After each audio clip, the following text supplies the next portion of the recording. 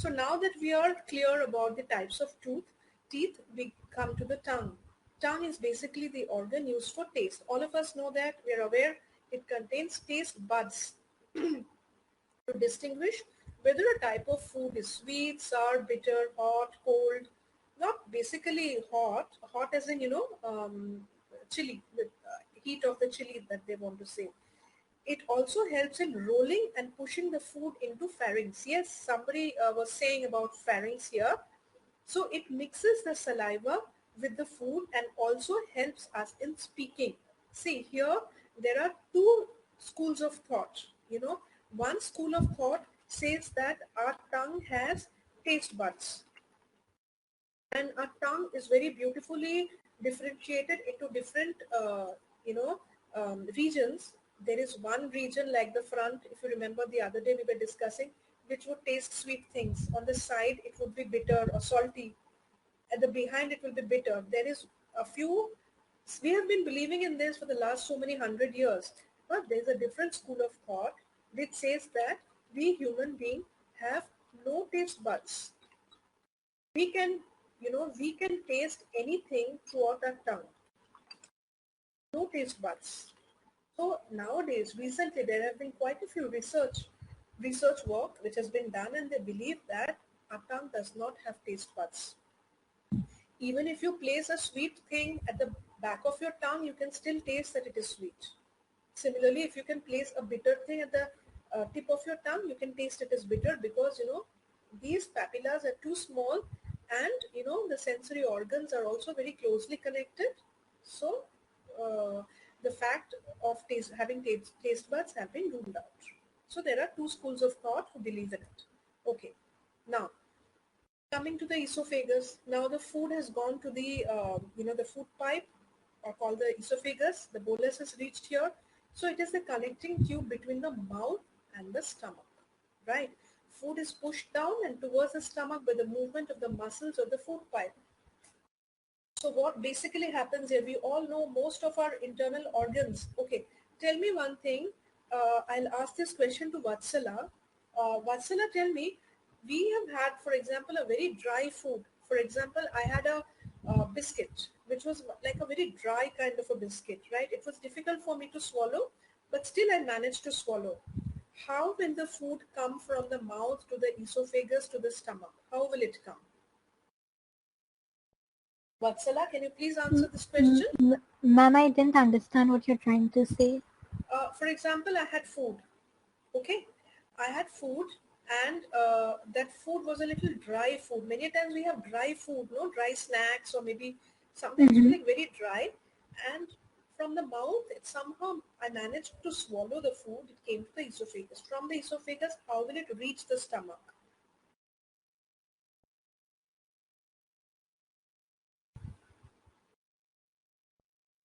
Vatsala? I'm not able to understand. I'm sorry. Okay, not a problem. Priscilla, you want to take it up? Yes, ma'am.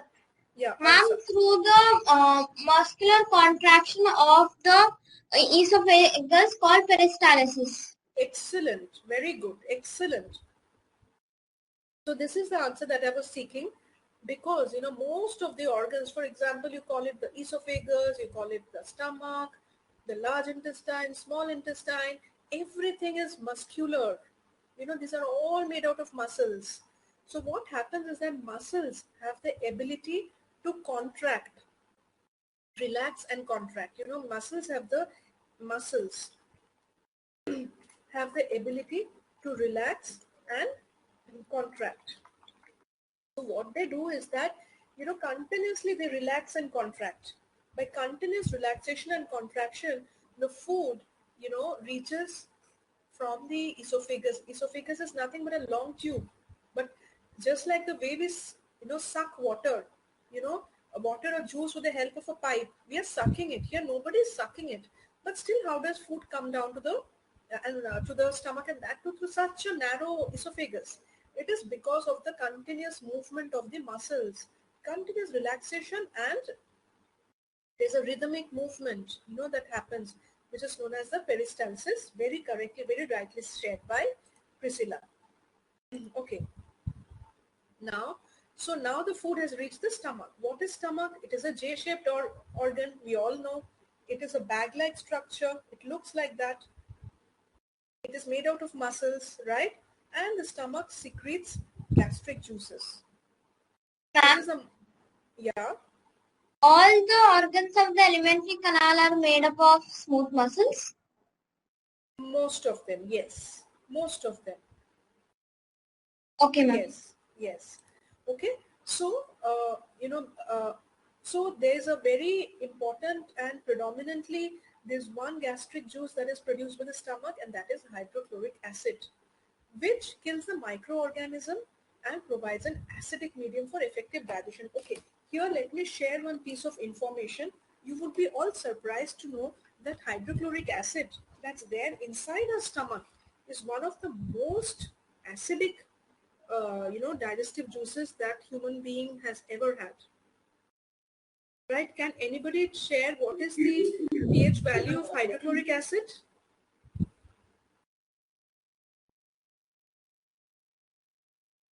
Ma'am, if I'm not wrong, is it 1? Okay. Anybody else? Anybody else wants to share? Ma'am, 4 or 3? It is 3. It is close to 3, right? Depending on a regular human being will have a hydrochloric acid with a pH of 3, right? It is very highly acidic. It is so acidic that if you take, if somebody manages to take that hydrochloric acid and keep it in your hand, there will be a hole in your hand, right? So that is how acidic it is. But nothing happens to our stomach. There's no holes in our stomach. How come? Because our stomach linings have been very intelligently designed and defined so that it can take in and carry hydrochloric acid for years and years and help in the digestion of food. Just see, for an example, even if we have chicken, we have mutton, these are like high grade protein. These are like high grade food which requires a lot of acid to digest. It takes so much time to cook. You can ask your mother that mutton requires almost Ma'am, 2.5. Yes, Anna. is hydrochloric acid very important for digestion? It is very important for digestion. And It if is one of somebody doesn't have it, then will they die? they will not die, but then again they will not be able to have complex food. They need to have simple food then.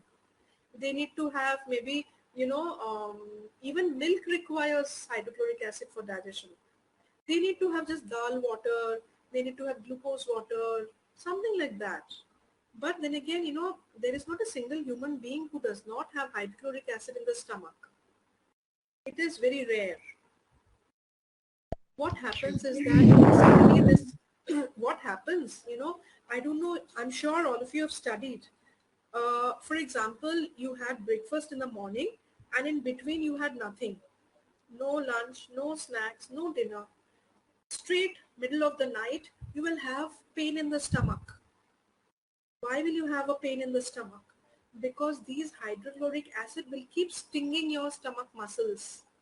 The stomach, the bag will keep stinging, right? And that is a pain, stinging pain that you will feel because the hydrochloric acid did not get any food to act upon. So what will it do? The hydrochloric acid will start eating the walls of the stomach and erode it.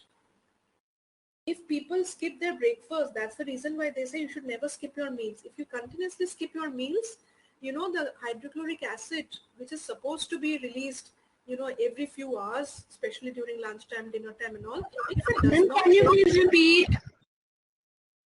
yeah, sure, that is what I have been sharing, that hydrochloric acid requires food to act upon. Yes, Priscilla, HCl is also needed to kill germs because when we eat food, there are good as well as bad germs, right? So a few good and bad germs are also killed by the hydrochloric acid because HCl doesn't know what is good, what is bad, they kill, right? So, what happens is that if we do not eat food on time, Karthik, we will have stinging pain in the stomach. And if people skip meals regularly for months on months, year after year, then they will have something called, Okay, within a day also, if you miss your food, there's something called acidity, because your stomach will be full of hydrochloric acid, HCl. That is when you need to have a antacid. What is an antacid? This will neutralize. This will neutralize the acid. The antacid is basically a, for example, a Philip milk of magnesia or a Rantac. This is basically a neutralizer. This is basically a neutralizer which you will have. This will go to the stomach and it will neutralize the HCl. Then you will not have any more stinging pain. But that doesn't mean that you continuously will skip your meals. What happens is that after a few months, that person will have ulcers, stomach ulcers. What are stomach ulcers? Stomach ulcers are basically little patches of injury, little pieces, Ma'am, cuts in the stomach walls, right? Cuts, yes, cuts in the stomach wall, little injuries, little wounds, or maybe, and these stomach ulcers could also be like little outgrowth, or, the stomach wall lining gets cut by these, it wears out, the stomach walls worn out by these HCl. And these are very, very painful conditions. Yes, Priscilla, extremely painful conditions. I had a friend of mine who used to regularly skip her breakfast and used to come to school, right? And even then, even at school, she used to, most of the time skip her lunch. So after a few months, she developed stomach ulcers, which are extremely painful. And then, for the next 6 months, she could not attend school.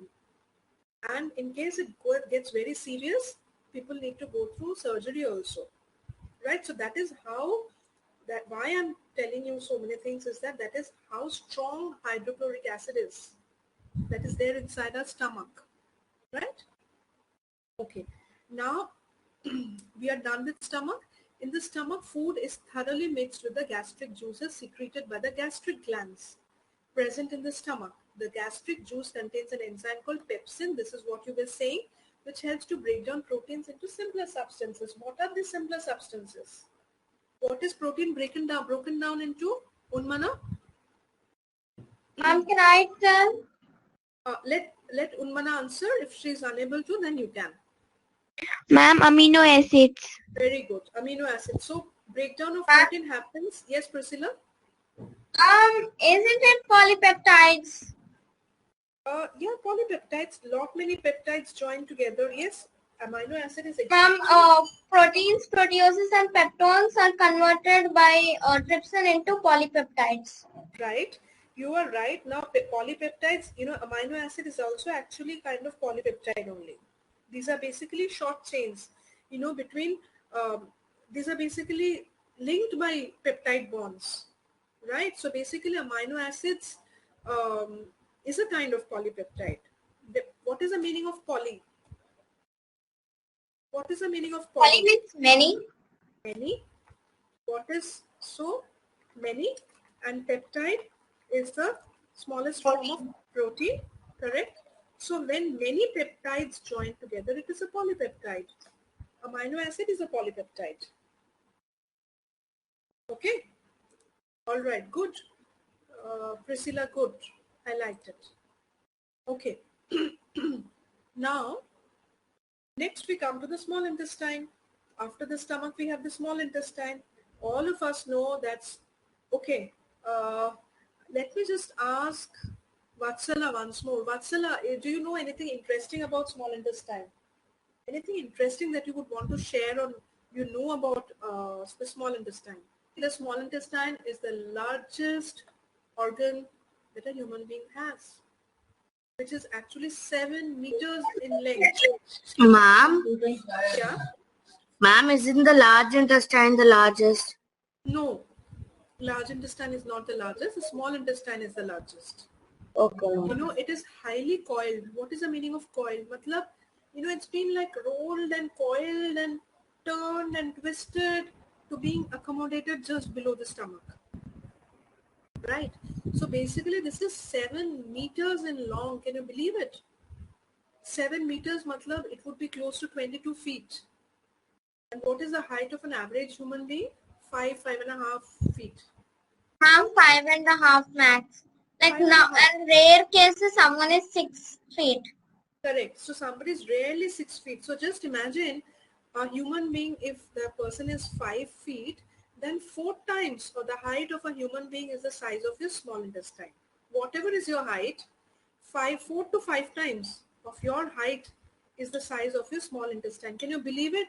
Such a large organ is twisted, curled, coiled, turned in so many different ways, and it has been fitted inside your stomach. Matlab inside your stomach, matlab just below your stomach. Right? Now the small intestine has got 3 parts. What are the 3 parts?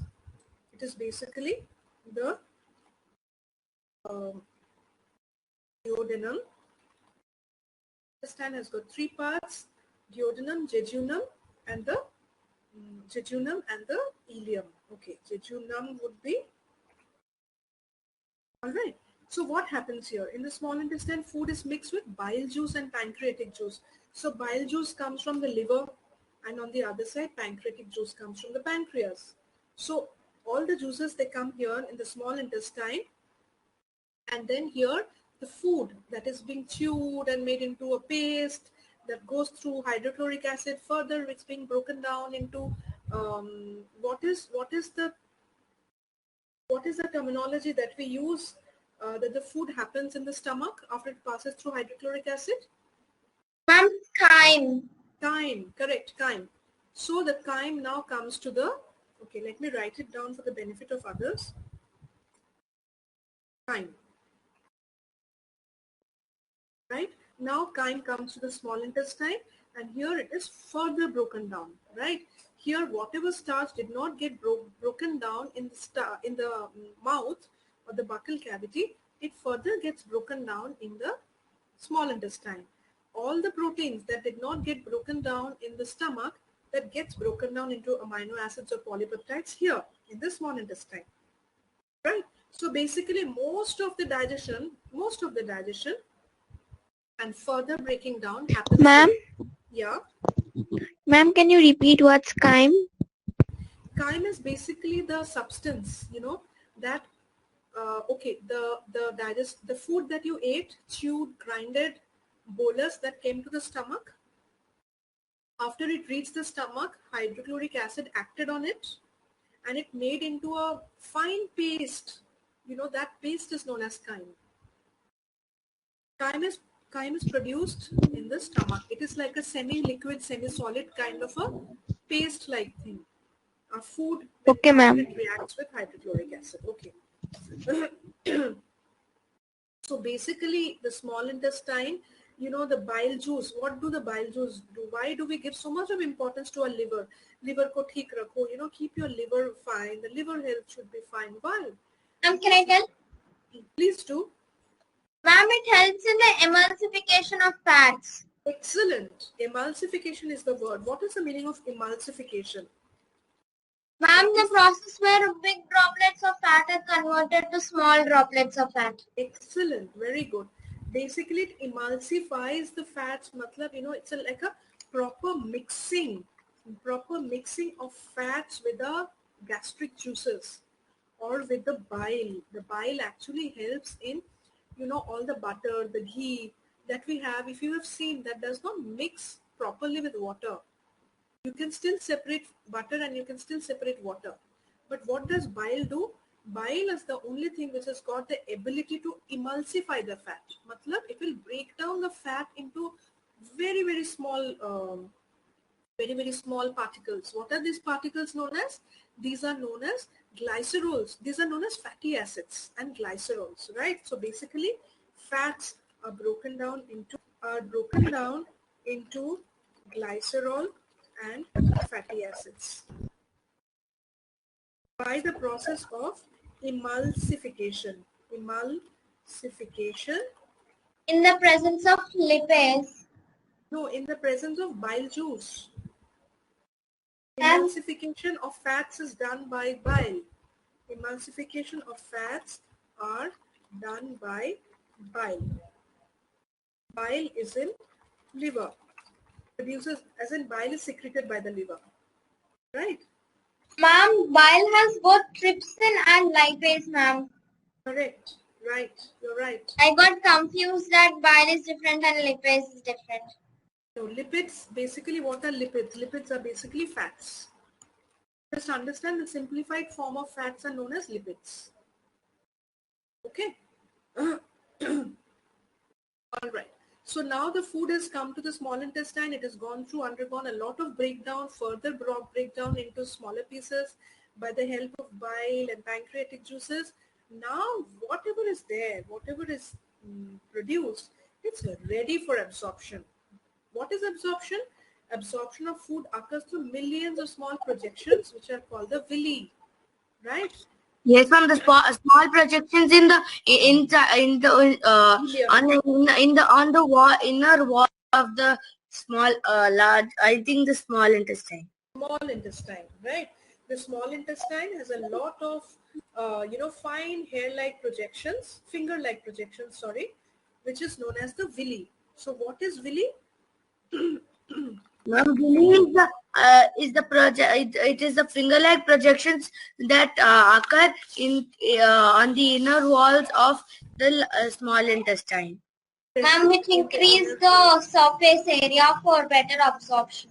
Excellent. It actually, why do we need to have so many? It increases the surface area. It increases the surface area for absorption because now there's a lot of ready-made food. You know, our heart wants certain vitamins, our brain needs certain vitamins, our eyes would demand certain vitamin A and B, you know, our bones would require vitamin D. So now food is ready-madely available and it's a lot of demand. So we need to have a lot of villi so that quickly the food is absorbed. If anyways the small intestine is so large, coiled up, even out of that, there are villi that further increases the surface area. So absorption will happen very fast, right? So basically, what is the process of absorption? Absorption is basically, you know, when all these nutrients that is now ready, you know, now like the protein, amino acids, protein has been broken down into amino acids. So amino acid is ready. Now this will be sent to the muscles via the blood. So, you know, blood vessels from the small intestine, outer part of the small intestine will take it to the muscles and give food to the muscles. See, look, muscles, now you get amino acids. Chalo, you have protein. You will see bodybuilders have a lot of protein, lot of muscles. They have a muscular body. How? They have a lot of protein. The more protein that they have, the villi will absorb so much.